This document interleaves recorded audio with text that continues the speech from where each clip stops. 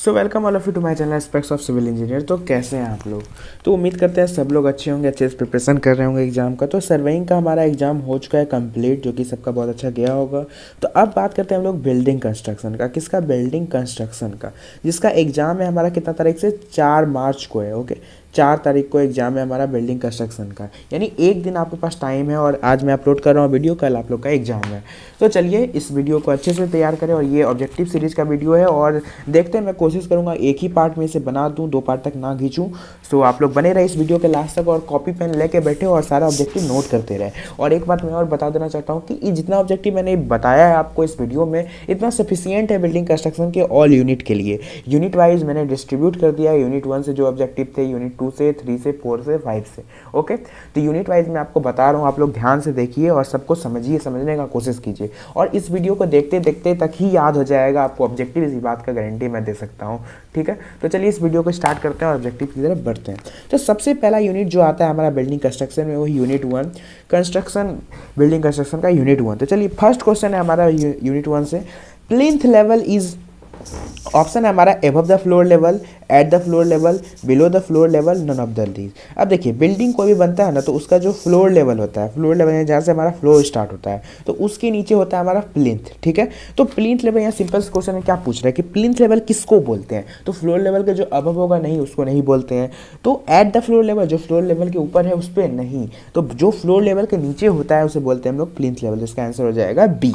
चलिए second number question है हमारा, एग्जांपल ऑफ इग्नियस रॉक। अब देखिए, रॉक से जो है ना एक क्वेश्चन आता ही है, आपको दे दिया जाएगा ग्रेनाइट से पूछेगा या इग्नियस रॉक, या ग्रेनाइट इग्नियस रॉक भी आता है। तो इसी को उल्टा करके पूछ सकता है कि ग्रेनाइट कौन सा रॉक है। आपको 3-4 ऑप्शन दे दिया जाएगा, उसमें इग्नियस आपको ढूंढना है। और यहाँ पे पूछा है example of igneous rock, igneous rock का ये एग्जाम्पल दीजिए। तो यहाँ ऑप्शन है हमारे पास ग्रेनाइट, सैंडस्टोन, मार्बल, स्लेट। तो इसका आंसर हो जाएगा, ऑब्वियस सी बात है, ग्रेनाइट। समझ में आ रहा है आपको?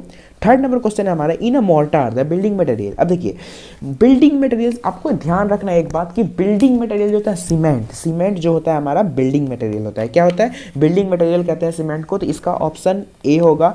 बिना कुछ सोचे समझे आपको सीमेंट, कहीं भी बिल्डिंग मटेरियल का बात होगा तो उसमें आपको सीमेंट लगा देना है। ठीक है, अब देखिए, एक है डीपीसी वर्ड आता है, जो कि बहुत बार आपने सुना होगा बिल्डिंग कंस्ट्रक्शन में, डीपीसी यानी कि डैम प्रूफ कोर्स। डीपीसी का फुल फॉर्म क्या होता है? Dam proof course. इस क्वेश्चन में 2 तरह का क्वेश्चन बन सकता है। पहला बन सकता है full form of DPC, full form of DPC क्या होता है। दूसरा पूछ सकता है यूजुअल रेशियो ऑफ डीपीसी क्या होता है। तो रेशियो जो होता है डीपीसी का वो होता है 1:3:8। ठीक है, आपको ये याद रखना है। और अगर इसका फुल फॉर्म पूछ दे तो डैम प्रूफ कोर्स। ठीक है, समझ में आ रहा है आपको?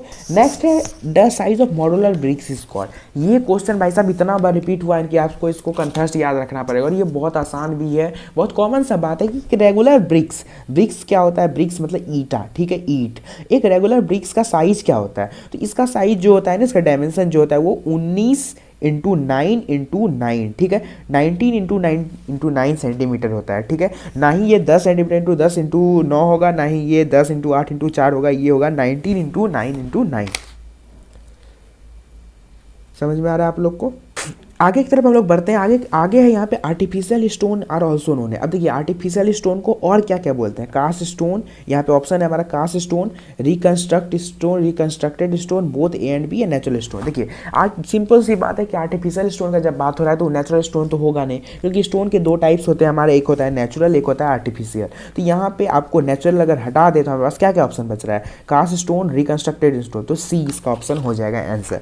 तो कुछ कुछ को ऑब्जेक्टिव क्या होता है ना, वो कॉमन सेंस से भी बन जाता है कि आपको कॉमन सेंस अगर लगाइएगा तो आपको खुद ब खुद उसका आंसर मिल जाएगा। चलिए आगे बढ़ते हैं। हमारा यहाँ क्वेश्चन है, what should be the maximum height of plinth. अब देखिए, प्लिंथ का मैक्सिमम हाइट क्या होना चाहिए, यानी कि फ्लोर लेवल से नीचे होता है हमारा प्लिंथ, इसका मैक्सिमम हाइट हम लोग कितना दे सकते हैं? 40 सेंटीमीटर, 45 सेंटीमीटर, 50 सेंटीमीटर, 55 सेंटीमीटर। इसका आंसर होगा 45 सेंटीमीटर, यानी कि मैक्सिमम हाइट प्लिंथ का जो दिया जाता है वो होता है 45 सेंटीमीटर। समझ में आ रहा है आप लोग को? आगे बढ़ते हैं हम लोग। आगे का क्वेश्चन है हमारा 8 नंबर क्वेश्चन जो है फर्स्ट यूनिट से, कि लाइमस्टोन इज है। अब देखिए, मैंने बताया था रॉक से 2-3 क्वेश्चन यहाँ रहते हैं, तो यहाँ पे एक और लाइमस्टोन के बारे में बताया गया कि लाइमस्टोन कौन सा रॉक के अंदर आता है? Igneous rock, sedimentary rock, metamorphic rock, granite rock. तो लाइमस्टोन जो है हमारा ये आता है सेडिमेंट्री रॉक। ओके, आपको याद रखना है लाइमस्टोन क्या होता है, सेडिमेंट्री रॉक। चलिए आगे बढ़ते हैं हम लोग। विच of the following material is recommended for roofing. अब देखिए रूफिंग मतलब क्या होता है, कोई बिल्डिंग अगर हम लोग बना रहे हैं तो उसका छत को हम लोग बोलते हैं रूफ। ठीक है, तो रूफिंग मटेरियल क्या होता है, वैसा मटेरियल जो कि रूफ बनाने में यानी छत बनाने में यूज हो, उसको बोलते हैं हम लोग रूफिंग मटेरियल। तो इसमें से कौन सा मटेरियल सबसे ज़्यादा रिकमेंड करता है, रिकमेंड मतलब सलाह दिया जाता है कि आप ये यूज कर सकते हैं, PVC, thermocol, asbestos, nylon.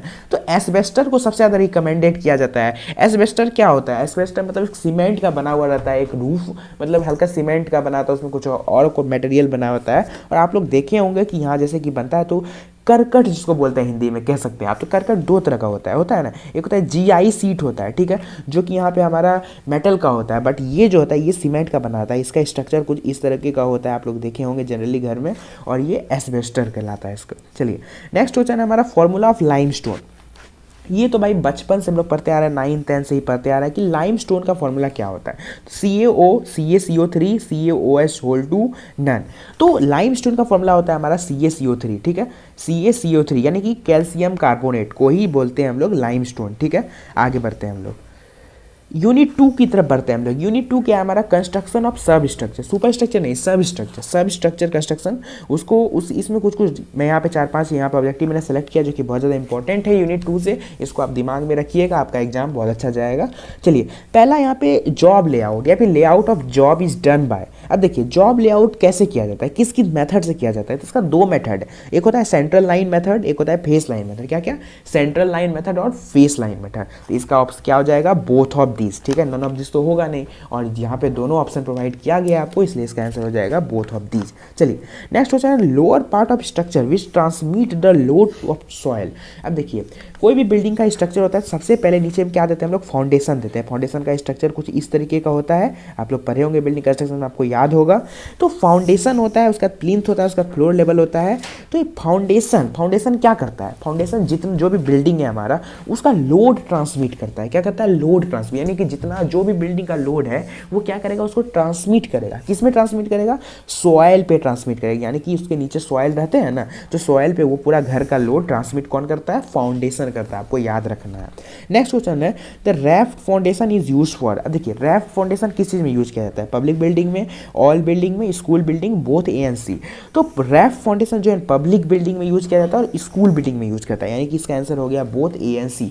All building में हम लोग रैफ्ट फाउंडेशन का यूज नहीं करेंगे। ठीक है, डी फाउंडेशन, सेलो फाउंडेशन, बहुत तरह का फाउंडेशन होता है, उसे यूज करते हैं। ठीक है, तो ऑल बिल्डिंग होगा नहीं, तो बचा ऑप्शन क्या, पब्लिक बिल्डिंग, स्कूल बिल्डिंग। तो मैंने आपको बताया था कि कुछ क्वेश्चन जो है आपके कॉमन सेंस से बन जाएंगे, इसलिए उसमें उतना दिमाग लगाना नहीं है, आपको बस कॉमन सेंस थोड़ा सा लगाना है और आपके हाथ में आंसर आ जाएगा। चलिए नेक्स्ट बढ़ते हैं हमारा, why are the foundation placed below ground level. अब देखिए ग्राउंड लेवल के नीचे ही क्यों फाउंडेशन देता है, सवाल तो सही है कि आप अगर कोई बिल्डिंग बना रहे हैं, आप ऊपर क्यों नहीं देते हैं, फ्लोर लेवल के ऊपर क्यों नहीं दे देते हैं फाउंडेशन, तो नहीं दे सकते। क्यों नहीं दे सकते, क्योंकि मैंने आपको बताया कि फाउंडेशन क्या करता है, पूरे बिल्डिंग का लोड को ट्रांसमिट करता है सॉइल पे। अब हम फ्लोर लेवल के ऊपर अगर हम लोग दे दिए फाउंडेशन, तो वो तो फ्लोर पे ही ट्रांसमिट करेगा ना वो, और फ्लोर किस पे लोड ट्रांसमिट करेगा, पूरा बिल्डिंग का लोड आ जाएगा फ्लोर पे, तो फ्लोर किस पे लोड ट्रांसमिट करेगा, किसी पे नहीं। तो इसीलिए इसका आंसर होगा to increase the stability of structure, load transmit करेगा तो उसका स्टेबिलिटी क्या होगा, इंक्रीज करेगा। यूनिट 3 की तरफ अब बढ़ते हैं। यूनिट 3 हमारा क्या है, यूनिट 3 कंस्ट्रक्चर ऑफ सुपर स्ट्रक्चर। अब बात आ जाती है सुपर स्ट्रक्चर, और मैं आपको बता दूं बिल्डिंग कंस्ट्रक्शन में सबसे ज़्यादा इंपॉर्टेंट चैप्टर है यूनिट 3। आपका सब्जेक्टिव भी सबसे ज़्यादा रहेगा यूनिट 3 से, ऑब्जेक्टिव भी सबसे ज़्यादा आता है यूनिट 3 से। और दूसरी बात मैं आपको बता दूँ कि यूनिट 3 से का जो मैं सब्जेक्टिव का वीडियो आज ही डालने वाला हूँ, आपको 2-3 बजे तक मिल जाएगा सब्जेक्टिव का वीडियो। सब्जेक्टिव का वीडियो भी आप लोग जरूर से जरूर देखना, क्योंकि सब्जेक्टिव का वीडियो भी आपको काफ़ी ज़्यादा हेल्प करेगा। तो उसमें यूनिट 3 से आप लोग देखेंगे सबसे ज़्यादा क्वेश्चन मैंने यूनिट 3 से लिया है, क्योंकि यूनिट 3 का सबसे ज़्यादा वेटेज होता है और इससे काफ़ी ज़्यादा क्वेश्चन आते हैं हमारे। चलिए यहाँ क्वेश्चन है पहला, the cavity wall is generally provide for. देखिए कैविटी वॉल किस लिए प्रोवाइड किया जाता है, यहाँ आपको ऑप्शन दिया गया है, हीट इंसुलेशन के लिए, साउंड इंसुलेशन के लिए, preventing dampness, all of this. अब देखिए कैविटी वॉल इन सभी चीज़ों के लिए प्रोवाइड किया जाता है, वो हीट इंसुलेट करता है, साउंड इंसुलेट करता है, डैम्पनेस प्रिवेंट करता है, या तो इसका आंसर हो जाएगा हमारा ऑल ऑफ दिस। समझ में आ गया आपको। अब देखिए बॉन्ड, ब्रिक्स में बॉन्ड होते हैं, हेडर बॉन्ड होते हैं, स्ट्रेचर बॉन्ड होते हैं। देखिए ऐसे ऐसे कुछ बॉन्ड आपको मिलेंगे, कुछ में ऐसे ऐसे मतलब पूरा एक हेडर रहेगा फिर स्ट्रेचर रहेगा ऐसे ऐसे करके। तो यहाँ पे इससे क्वेश्चन बॉन्ड से, ब्रिक्स के बॉन्ड से क्वेश्चन रहते हैं। तो पहला क्वेश्चन यहाँ पे मैं आपको बता दूं, a type of bond in brick masonry consisting of alternate course in header and stretcher is called. अब देखिए कौन सा ऐसा बॉन्ड है जिसमें अल्टरनेट स्ट्रेचर एंड, इसको मैं समझाता हूँ आपको, रुकिए 1 मिनट।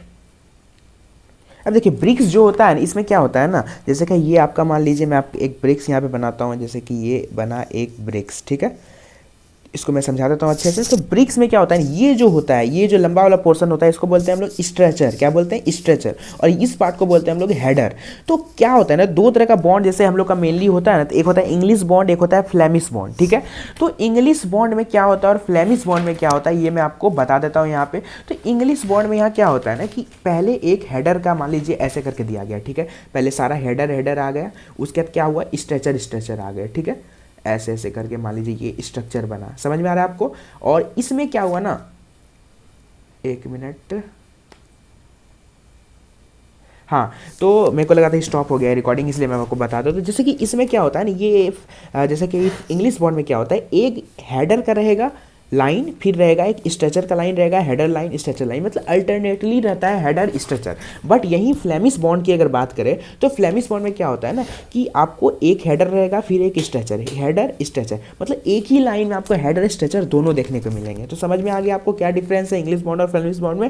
तो यहाँ क्वेश्चन है कि type of bond in brick masonry consisting of alternate course in header and stretcher. मैंने अभी जस्ट आपको बताया कि इंग्लिश बॉन्ड में क्या होता है, एक हेडर का होता है फिर अल्टरनेटली एक स्ट्रेचर का होता है। इसका आंसर हो जाएगा हमारा इंग्लिश बॉन्ड। चलिए नेक्स्ट क्वेश्चन की तरफ बढ़ते हैं। हमारा नेक्स्ट क्वेश्चन है द बॉटम और lower most part of window frame. अब देखिए विंडो फ्रेम, ठीक है, विंडो मतलब क्या होता है, खिड़की। अब देखिए ये खिड़की है, मैंने यहाँ पे खिड़की बना लिया, इसका लोअर पार्ट जो होता है ना, लोअर पार्ट, उसको बोलते हैं हम लोग सिल। क्या बोलते हैं, सिल। ना मोलियन बोलेंगे, ना ट्रांसफॉर्म बोलेंगे, ना हॉर्न बोलेंगे, इसको बोलते हैं हम लोग सिल। आपको लोग याद रखना बिल्कुल। देखिए आप लोग एक डोर और एक विंडो का स्ट्रक्चर बिल्कुल भी अच्छे से देखना, क्योंकि सब्जेक्टिव में भी आएगा आपको, पैनल डोर या फिर कोई भी डोर के बारे में आपको आ सकता है, ये इंपॉर्टेंट क्वेश्चन है, तो आपको ध्यान में रखना है। आगे बढ़ते हैं। हमारा a full length of brick of half with size. अब देखिए एक फुल लेंथ ब्रिक है, ठीक है, उसका हाफ विथ साइज को क्या बोलेंगे हम लोग, king closer, network closer, queen closer, none. तो इसको बोलते हैं हम लोग किंग क्लोजर। आप लोग ध्यान रखिएगा क्या बोलेंगे, किंग क्लोजर। चलिए नेक्स्ट क्वेश्चन है हमारा a horizontal layer of bricks laid in mortar. अब देखिए मैंने अभी अभी आपको बताया था ऊपर में कि अगर हॉरिजेंटली मतलब एक ब्रिक्स है, ठीक है, इसका हॉरिजेंटल पार्ट्स को हम लोग बोलते हैं स्ट्रेचर, और इसके वर्टिकल पार्ट जो होते हैं इसको बोलते हैं हम लोग क्या, हेडर, ठीक है। तो यहाँ किसके बारे में पूछ रहा है, हॉरिजेंटल लेयर ऑफ ब्रिक्स, ठीक है, इसको हम लोग क्या बोलेंगे, कोर्स बोलेंगे, स्ट्रेचर बोलेंगे, हेडर बोलेंगे या नन बोलेंगे, जिसको हम लोग क्या बोलेंगे, स्ट्रेचर। यही अगर वर्टिकल यहाँ रहता है, the vertical layer of bricks laid in mortar is known as, तो इसको क्या बोलेंगे हम लोग, हेडर बोल देते हैं। समझ में आ गया आपको। चलिए नेक्स्ट क्वेश्चन है हमारा a cut in door frame to receive the shutter is called. अब देखिए लवर, हॉर्न, लेविल्स, रिवेट। अब देखिए क्या है यहाँ पे, कोई भी डोर बनता है ना उसके नीचे हल्का सा स्पेस छूटता है नीचे में, ठीक है, नीचे में हल्का 0.5 mm का आप छोड़ सकते हैं या कितना भी mm का उस वहाँ पे स्पेस छूटता है, ठीक है, उसको बोलते हैं हम लोग रिबेट, ठीक है। आप लोग ध्यान रखेंगे क्या बोलेंगे, रिबेट। यहाँ एक और क्वेश्चन आता है ब्रिक्स मैसनरी से कि feeling of brick in thick wall. अब देखिए एक वॉल है, ठीक है, उसमें जो ब्रिक फिल करते हैं, बीच में हम लोग मसाला देते हैं ना, इसको हम लोग क्या बोलते हैं, इस प्रोसेस को बोलते हैं हम लोग बैकिंग, ठीक है, बैकिंग आपको याद रखना है, बैकिंग बोलते हैं feeling of BRICS in brick wall, ठीक है। नेक्स्ट क्वेश्चन हमारा the strongest bond in brick masonry. अब देखिए ब्रिक मैसनरी में बहुत सारा बॉन्ड है, 2-3 तरह का बॉन्ड मैंने आपको बताया, इसमें सबसे ज़्यादा स्ट्रॉन्गेस्ट किसको कंसिडर किया जाता है, सबसे ज़्यादा स्ट्रॉन्गेस्ट बॉन्ड जो होते हैं वो होता है इंग्लिश बॉन्ड, ठीक है। इंग्लिश बॉन्ड में क्या होता है, मैं बार बार आपको बता रहा हूँ, एक पहले एक लाइन रहेगा हेडर का, एक लाइन स्ट्रेचर का, एक लाइन हेडर का, एक लाइन स्ट्रेचर का। समझ में आ गया आपको क्या होता है हेडर इंग्लिश बॉन्ड। चलिए नेक्स्ट है हमारा select the vertical communication. Vertical communication क्या होता है, मतलब किसी भी बिल्डिंग की एक फ्लोर से दूसरे फ्लोर के जाने का वे को, या फिर ऊपर से नीचे आने का या नीचे से ऊपर जाने का जो भी वे होता है उसको बोलते हैं हम लोग वर्टिकल कम्युनिकेशन। यहाँ ऑप्शन दिया गया है stair, elevator, escalator, all of this. Elevator क्या होता है, एलिवेटर को बोलते हैं हम लोग, पता है क्या बोलते हैं, एलिवेटर को लिफ्ट बोलते हैं दूसरे लैंग्वेज में, ठीक है। तो लिफ्ट आप लोग जनरली देखे ही होंगे सबको। एक्सलेटर क्या होता है यहाँ पे बात आता है, तो कभी कभी आप लोग बड़े बड़े मॉल मॉल में जाइएगा ना, जैसे कि बहुत जगह मॉल में आपको देखने को मिलेंगे, अब तो रेलवे स्टेशन भी बहुत जगह आ गया है, तो वो स्टेयर रहता है, ठीक ना, बट वो स्टेयर अपने आप मूव करता है, इसमें मशीन फिट होते हैं और ये अपने आप मूव करते हैं। यानी अगर आप यहाँ खड़े हो तो ये अपने आप ऊपर जाओगे, फिर बगल में ही उसका डाउनवर्ड आने का भी रहता है, आप लोग ऊपर खड़े रहोगे तो नीचे आ जाओगे। तो ये तीनों चीज़ क्या है, वर्टिकल कम्युनिकेशन में आता है, चाहे वो स्टेयर केस हो, एलिवेटर हो, एक्सीलेटर हो, सारा चीज़ आएगा क्या चीज़, वर्टिकल में। इसका आंसर हो जाएगा no doubt all of these. समझ में आ गया आपको। नेक्स्ट क्वेश्चन है हमारा, the vertical outside member of door shutter. अब देखिए आउटसाइड मेंबर डोर शटर का क्या बोलते हैं, पोस्ट, हॉर्न, स्टाइल, जैम। तो इसको बोलते हैं हम लोग स्टाइल, ठीक है। आप लोग एक बार डोर का स्ट्रक्चर देख लेना अच्छे से, मैं बार बार रिपीट कर रहा हूँ, आपको क्वेश्चन इससे आएगा। चलिए नेक्स्ट क्वेश्चन है हमारा, the stone suitable for rubble machinery should be. अब देखिए रबल, दो तीन तरह का मशीनरी होता है, रबल मशीनरी, कोर्स मशीनरी, तो इस सब चीज़ में कौन सा रबल मशीनरी में कौन सा स्टोन सूटेबल करता है, क्या वो हार्ड, टफ, सॉरी टफ का यहाँ स्पेलिंग गलत हो गया है, टफ होगा, हैवी, लाइट, ठीक है। इसको हम लोग हार्ड ही ध्यान में रखिएगा आप, हार्ड टाइप का जो स्टोन होता है वो रबल मशीनरी में सूटेबल होता है, ठीक है। नेक्स्ट क्वेश्चन की तरफ बढ़ते हैं हम लोग। 12 नंबर क्वेश्चन जो है, अब देखिए स्कैफोल्डिंग एंड सोरिंग, लास्ट में इस यूनिट के लास्ट में एक टॉपिक था स्कैफोल्डिंग एंड सोरिंग, तो ये इंपॉर्टेंट टॉपिक है, स्कैफोल्डिंग एंड सोरिंग से क्वेश्चन रहते हैं, ठीक है, आप लोग दिमाग में रखिएगा, स्कैफोल्डिंग और सोरिंग से क्वेश्चन रहते हैं। तो स्कैफोल्डिंग का क्या यूज है, to provide a safe working platform for aesthetic appearance, for strength, for stability. तो देखिए स्कैफोल्डिंग का यूज है सेफ वर्किंग प्लेटफॉर्म। देखिए कहीं भी एक बिल्डिंग है, ठीक है, इसमें पेंट करना है मान लीजिए, तो हम लोग क्या ऐसे खड़े होकर पेंट कर सकते नहीं, इसके यहाँ पे स्कैफोल्डिंग लगाते हैं हम लोग, ठीक है, ताकि सेफली ऊपर से नीचे जाके पेंट उंट कर सके। आप लोग देखे होंगे जब कोई बिल्डिंग बनता है, प्लास्टर होता है, पेंट होता है, तो वहाँ बांस का ऐसे करके लगाया जाता है, आप लोग ध्यान कीजिए, विजुअलाइज कीजिए थोड़ा सा, लगाया जाता है वहाँ बांस का ऐसे करके, इस पे वर्कर खड़े होकर पेंट करते हैं या पे प्लास्टर करते हैं, तो उसी को बोलते हैं हम लोग स्कैफोल्डिंग एंड सोरिंग। तो स्कैफोल्डिंग का एक ही काम है कि वो सेफ वर्किंग प्लेटफॉर्म प्रोवाइड करता है, ठीक है। अब नेक्स्ट क्वेश्चन तरफ बढ़ते हैं, half turn stair changes their direction through. अब देखिए हाफ टर्न स्टेयर, ठीक है, कितने कब मतलब कैसे डायरेक्शन चेंज करें, जैसे यहाँ जा रहा है, इसको डायरेक्शन इसे चेंज करना है, तो ये 90 डिग्री करता है, यहाँ एंगल जो फॉर्म होता है ये 90 डिग्री करता है, आपको याद रखना है, ठीक है, कितने डिग्री पे एंगल चेंज करता है, 90 डिग्री। तो जैसे ही आप ऐसा क्वेश्चन देखें आप बिना कुछ सोचे 90 डिग्री पे टिक मार दे। चलिए नेक्स्ट क्वेश्चन है हमारा, the roof suitable for large assembly half as. अब देखिए लार्ज असेंबली हाफ में कैसा रूफ सूट करेगा, क्या वो आरसीसी का रूफ सूट करेगा, गैम्बलर रूफ सूट करेगा, सेल रूफ या नन ऑफ दिस। तो लार्ज असेंबली जब हो ना तो इसमें सेल रूफ सूट करता है, सूटेबल रहता है, क्या कौन सा रूफ, सेल रूफ, ठीक है। समझ में आ रहा है आप लोग को, अगर आपको समझ में आ रहा होगा चैनल को जरूर सब्सक्राइब कर दे, रिक्वेस्ट है आपसे, और इस वीडियो को जरूर लाइक करें। चलिए 15 नंबर क्वेश्चन है हमारा, the vertical distance between two consecutive trade is called. अब देखिए यहाँ पे एक इंपॉर्टेंट बात आपको समझना है, स्टेयर केस जो होता है ना, स्टेयर केस कैसा होता है हमारा, आप लोग देखे होंगे सीढ़ी ऐसे ऐसे होता है ना, तो इसमें देखिए ये जो होता है ये वर्टिकल डिस्टेंस होता है, ये होता है हॉरिजॉन्टल डिस्टेंस, ठीक है, वर्टिकल हॉरिजॉन्टल, वर्टिकल हॉरिजॉन्टल। तो जो वर्टिकल डिस्टेंस होता है ना उसको हम लोग बोलते हैं राइजर, ठीक है, और जो हॉरिजॉन्टल होता है उसको बोलते हैं थ्रेड। क्या बोलते हैं, थ्रेड, राइजर और थ्रेड, और फिर ये हो जाएगा राइजर, फिर हो जाएगा थ्रेड। तो इसको यहाँ पे क्वेश्चन में क्या पूछा है, वर्टिकल डिस्टेंस, तो इसका आंसर हो जाएगा हमारा राइजर। और उसके बीच में यहाँ होता है नोजिंग होता है हल्का सा, इसको आगे थ्रेड का थोड़ा सा और आगे एक्सटेंड करने के लिए हमको हल्का सा नोजिंग करते हैं। आप लोग देखे होंगे सीरीज जब बनता है तो हल्का सा ऐसे करके ये आगे मुड़ जाता है ताकि आपको ज़्यादा सरफेस एरिया मिले थ्रेड पे। समझ में गया आपको। अब चलिए यूनिट 4 की बात करते हैं।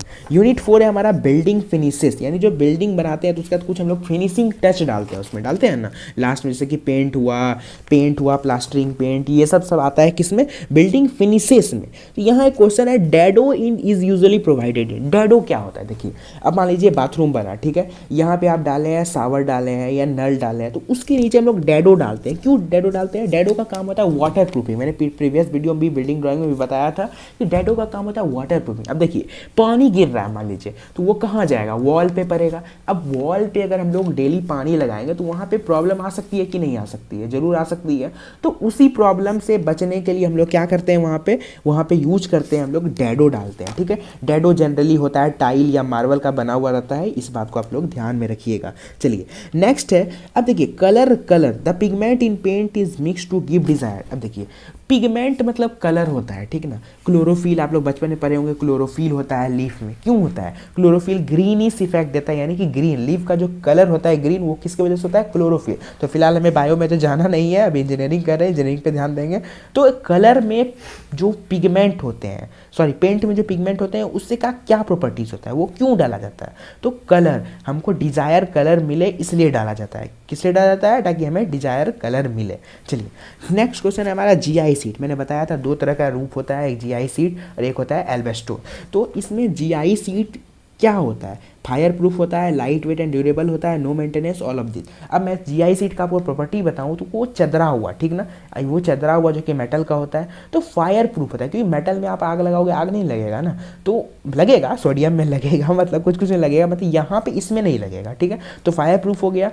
अब देखिए लाइट वेट, आप एक हाथ में जो है एक चदरा उठाओ, एक हाथ में एक एल्वेस्टर उठाओ, कौन सा ज़्यादा लाइट वेट होगा? चदरा लाइट वेट होगा ना।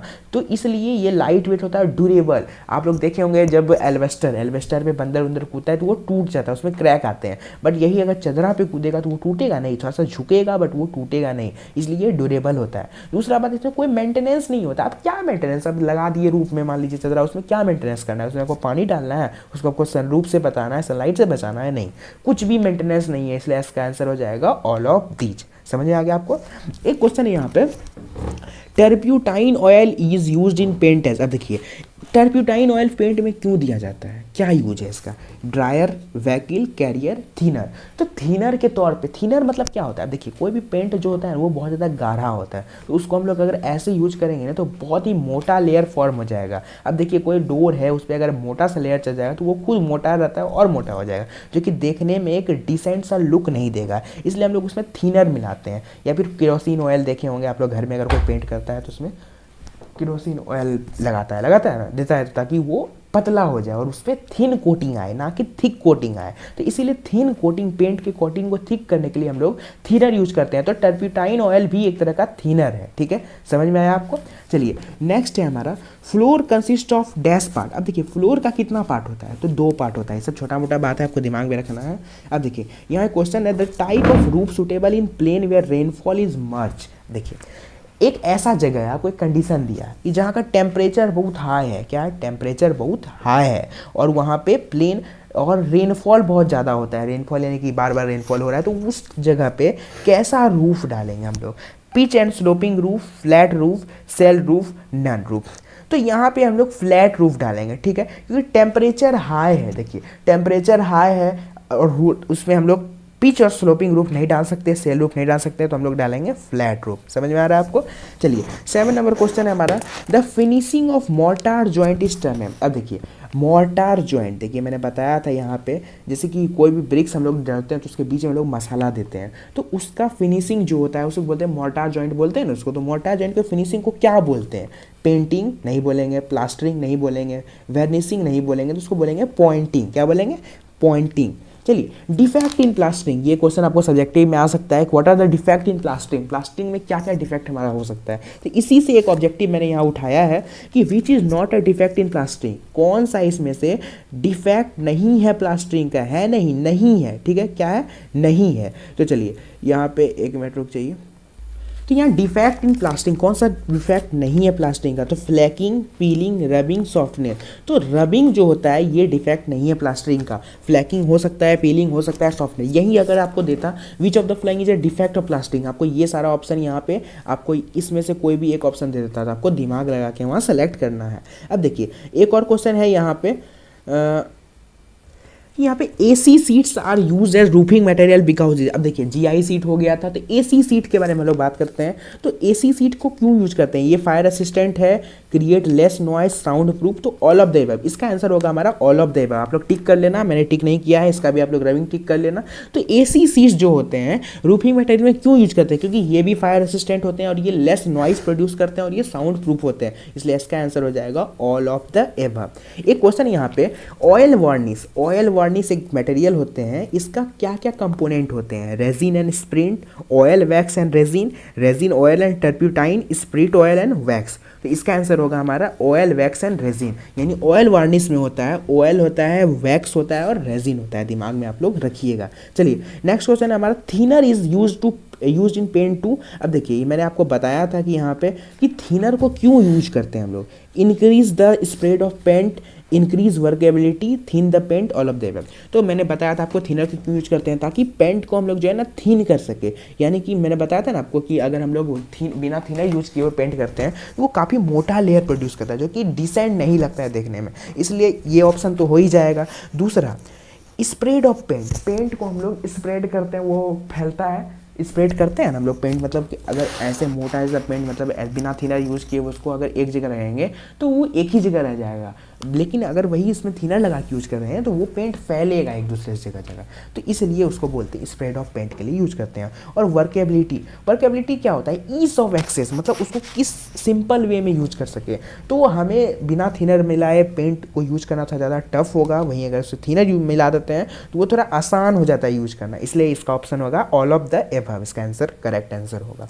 चलिए यूनिट 5 बिल्डिंग मेंटेनेंस, इससे मुझे एक ही ऑब्जेक्टिव ढंग का लगा जो कि आ सकता है, तो इसलिए मैंने एक ही ऑब्जेक्टिव उठाया। तो ये है a repair technique use to provide an impervious layer is called, तो ग्रूटिंग, गंटिंग, कोराइजन, पॉइंटिंग, तो इसका आंसर होगा गंटिंग। ठीक है, इसमें आपको जितना दिमाग लगाना नहीं है, एक ही क्वेश्चन सही था इसलिए मैंने इसे उठाया। तो उम्मीद करते हैं आपको वीडियो पसंद आया होगा, आपने सारे ऑब्जेक्टिव को अच्छे से नोट डाउन कर लिया होगा। तो ऑब्जेक्टिव यहाँ हमारा खत्म हुआ, मैंने 5 यूनिट्स आपको अच्छे से करा दिया, आप लोग अच्छे से देख लो इसे और अच्छे से पढ़ लो और आपका एग्जाम अच्छा जाए, यही शुभकामनाएं हमारी तरफ से। और सब्जेक्टिव का जब वीडियो अपलोड हो गया है हमारे चैनल पे, मतलब अगर आप ये वीडियो सुबह में देख रहे हैं तो अपलोड नहीं हुआ होगा, 1-2 घंटे में हो जाएगा, और अगर उसके बाद देख रहे होंगे तो अपलोड हो चुका होगा, तो आप लोग देख सकते हैं ये सब्जेक्टिव का जो कि बहुत इंपॉर्टेंट है, आप लोग जरूर देखें। So thank you so much all of you for watching this video, मिलते हैं हम लोग नेक्स्ट वीडियो में। Till then have a great day and all the best for your exam.